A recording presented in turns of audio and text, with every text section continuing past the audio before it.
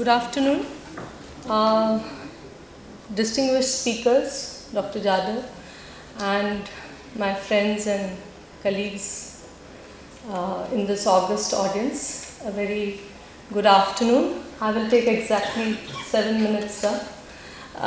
So, while speaking about fostering innovations in education, what really came to my mind was the challenges at the moment that we have in education.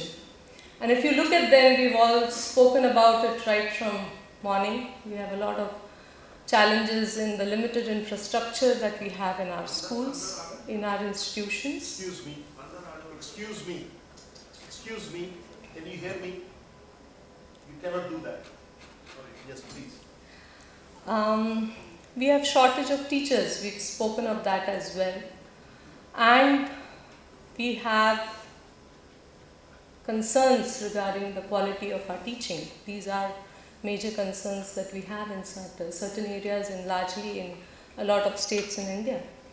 And then we have this growth in the number of students, but with the growth, the number of institutions and the schools are not really increasing.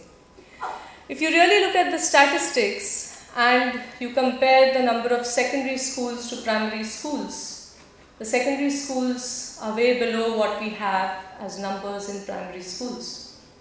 And yet again, the dropout rates are alarming. They are decreasing, but yet alarming. When we have dropout rates, on the other hand, we have actually an ever-increasing millions of youth who are now demanding quality education and education which is linked to employability. This is there on one hand, and on the other hand, we have newer ways of teaching. We are going to see the future classrooms like we saw in the video just now.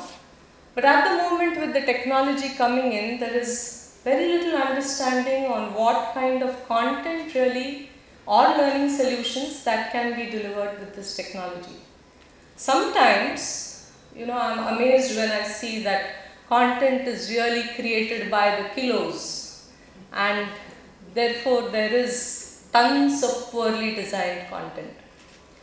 So what is the problem really, I think it's a lack of an integrated and a holistic approach. If we look at this integration and a holistic approach which really focuses not just on technology, but focuses on how we change the pedagogy to an e-pedagogy.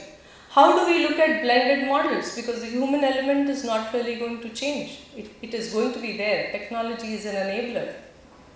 When we look at it in an integrated fashion and when we look at an entire holistic learning solution, I think we can do wonders. We can really inspire minds and transform lives. We can involve minds and not just eyes. I think that's the key to learning, that you involve minds, you make change, you make people happen. And how you can do that? With this integrated and holistic solution approach, you can actually promote curiosity, problem solving, critical thinking, higher order thinking, and collaborative learning in our students, not just in K-12, it's with teachers, it's with teacher professional development, it's with vocational education. And you can really change the classroom. You can basically, look at things where you can bring the most distant objects in our classroom. You can actually, go deep inside elements. You can use your imagination and slow time. You can even, make time fly.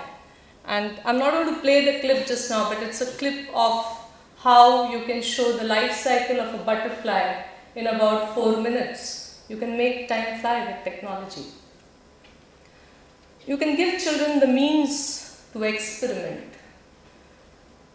You can actually use a whole lot of technology and tools and learning aids so that I can actually get probes where I can feel temperatures. I can put the probe on the computer, on myself, on this dais, and then plot graphs to see how the temperature varies. So I can explore, I can feel, I can do. I can actually focus on conceptual understanding, give children the means to explore. Conceptual understanding is very, very important because otherwise we are only focusing on memorization.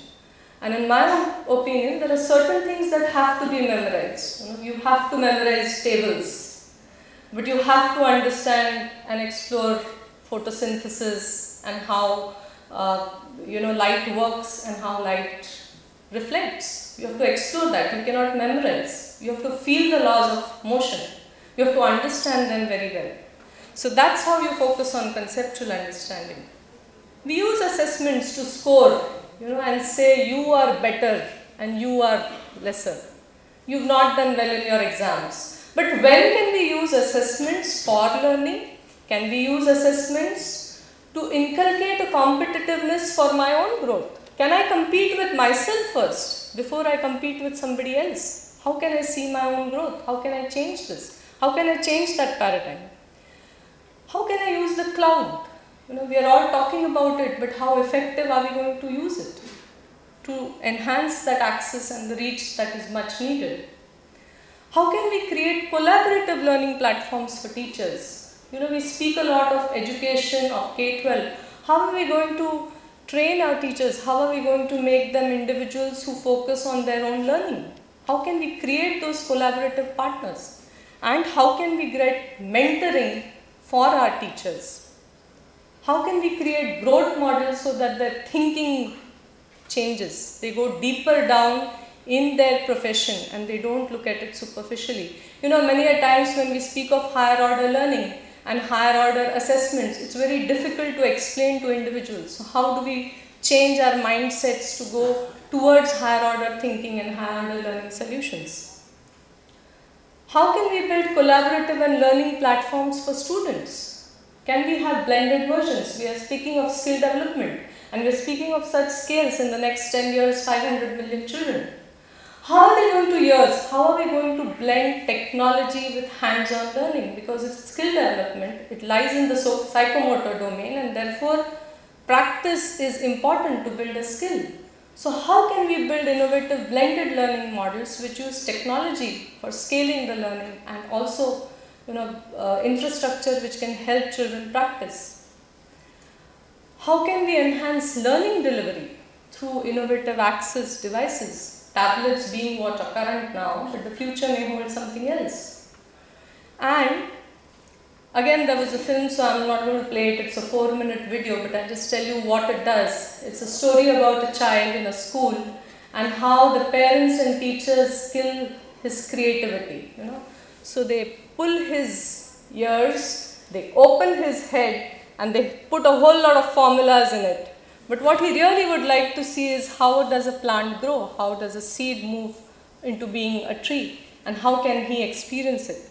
So instead of killing that creativity, I think learning solutions design should be innovative in that we then start building skills for observation, comparison, expression, interest, imagination, reasoning, clarity of thought, freedom of expression, teachers as facilitators and friends, discovery of the self-potential, confidence and creativity. I think when we do that, our innovation will show, because just technology and just people are not going to do it. It's going to be a blend and an integration of all this into designing meaningful learning solutions. And another thing I think which also has to be done. Yeah, 1 minute, last half a minute. So I think another thing which we also have to look at in a school environment is what are the innovations that are needed for high performing schools. And if we can look at it again holistically, then we are going to get there. And so I think I'll just leave you with that thought that we live in a changing world and we cannot, as educators, academics, technologists, say that I know this road very well, I've been driving it and so I can get there on my own. We constantly need to innovate, and therefore from core education I think we focus on thinking minds and transforming nations. So with that thought, I thank the organizers for giving me this opportunity to speak to you. Thank you so much.